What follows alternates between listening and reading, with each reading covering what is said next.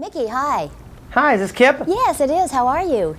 Good, and you? You know, I'm so relaxed and mellow now because during the break they've been playing, Dream a Little Dream, and I'm just sitting here in my tone-deaf voice whistling away. It works? Yeah, it's great. I'm ready to go to sleep. Put you to sleep, doesn't it? Yes. We have a lot of things to cover in the satellite, and it's a pleasure to talk with you this morning. Thank you. Getting a countdown here? Okay. All right.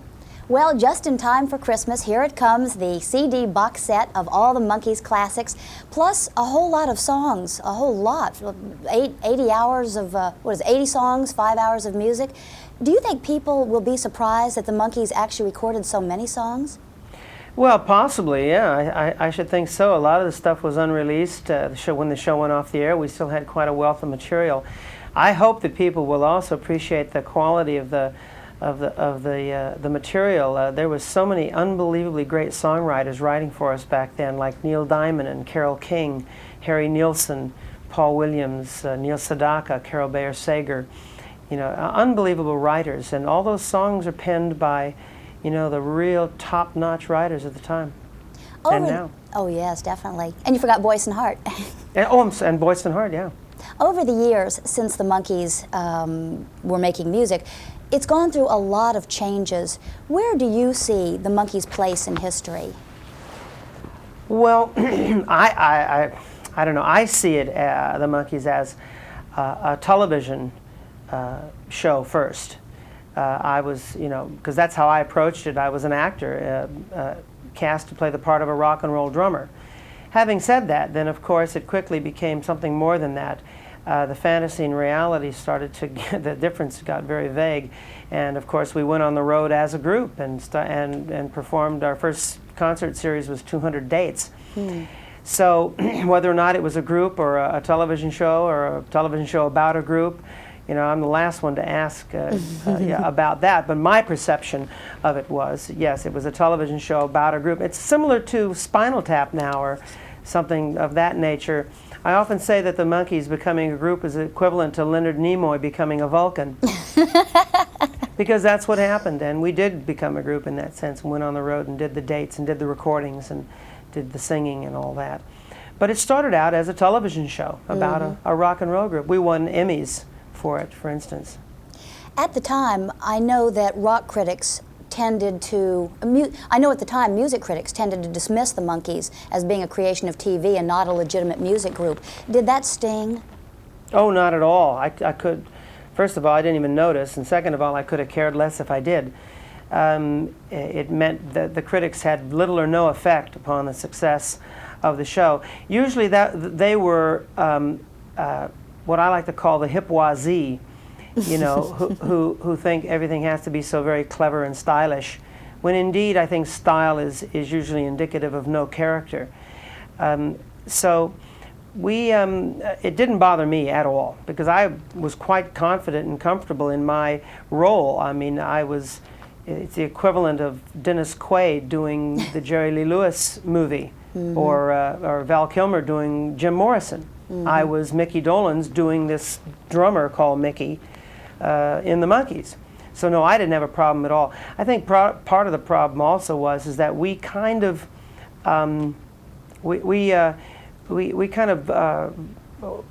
flanked, the existing mechanism to get a hit record.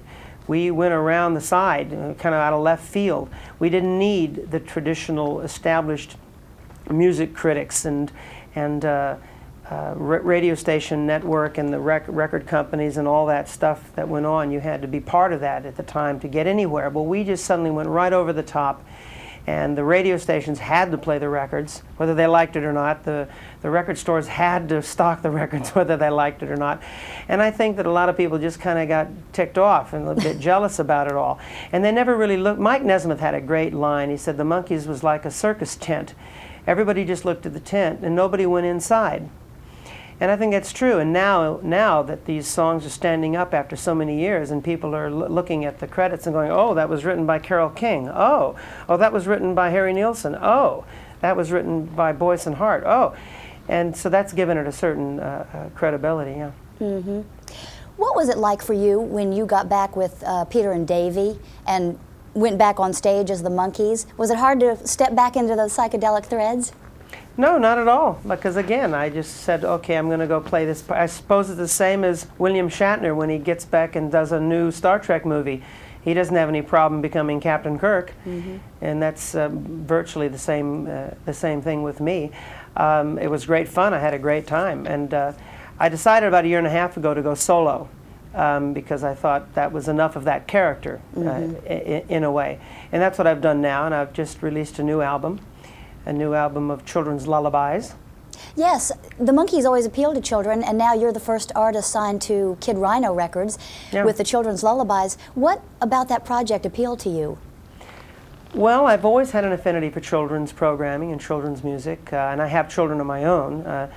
And so when Rhino approached me and asked me to do this album, I was ready, willing, able, and already had a list of songs that I wanted to do. And we decided to do an album of lullabies, and we called it Micky Dolenz Puts You to Sleep. You know, that's not something most artists would aspire to do to their audience. No, absolutely. That's the whole point of it, and it works. It's guaranteed to put you to sleep. In fact, it'll also put adults to sleep if you're not careful, so you shouldn't listen to it while you're driving or operating heavy machinery.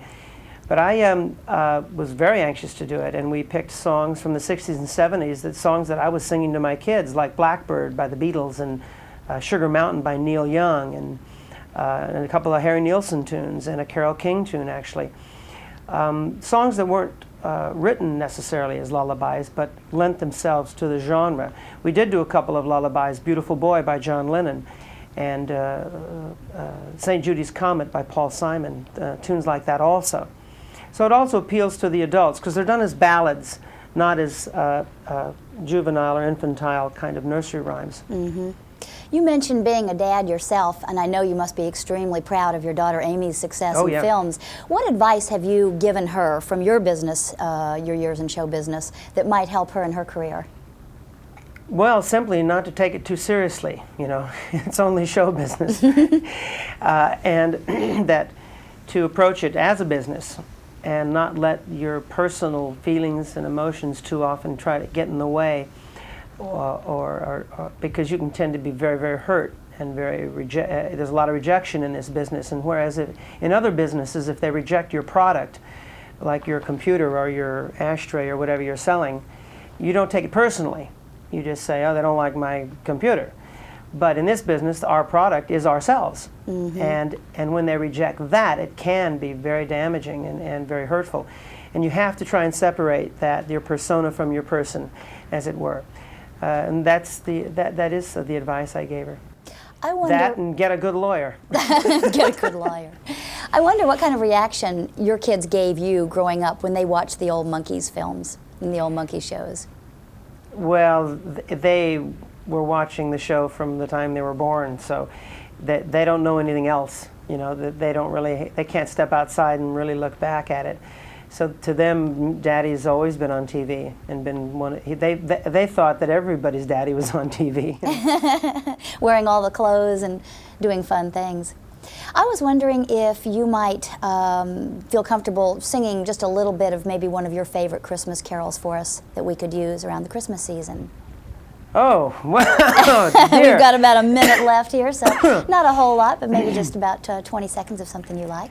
Well, there was a famous Spanish, Castilian holiday song that we did in the Monkees, Rio, Rio, Shiu. It went like this.